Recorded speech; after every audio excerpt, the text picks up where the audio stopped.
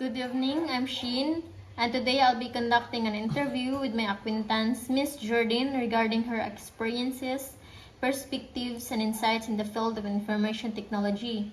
The goal of this interview is to understand how IT impacts students, their learning journey, and their plans for the future. Again, thank you for joining Miss Jordan.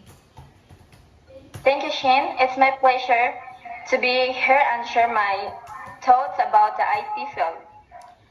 To start, could you please introduce yourself and give a short background about your involvement of interest in IT? Of course, my name is Jardine. I am currently studying information technology. I become interested in IT because I enjoyed exploring how systems work behind a sense, whether it's software, websites, or databases. The more I learn, the more I appreciate how technology shapes our daily life. So what inspired or motivated you to choose information technology as your IT field? Ever since I was younger, I've been curious about computers and how applications are created.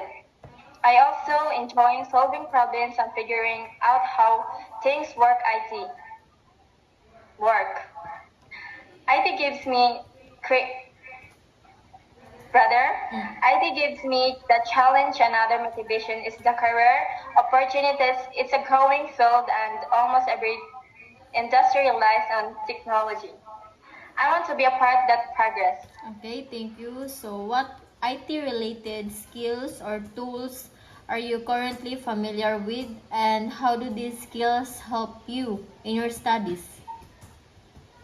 Right now, I'm familiar with basic programming using languages like Java and C Sharp. I also have knowledge in database concepts and SQL Server, where we created tables, queries, and simple systems. I use development tools like Visual Studio and also work with Microsoft Office for documentation. These skills help me understand both the theoretical and practical side of IT. Okay, so IT can be demanding at times, right? So what challenges have you experienced while studying an IT? One of the biggest challenges in the complexity of certain topics.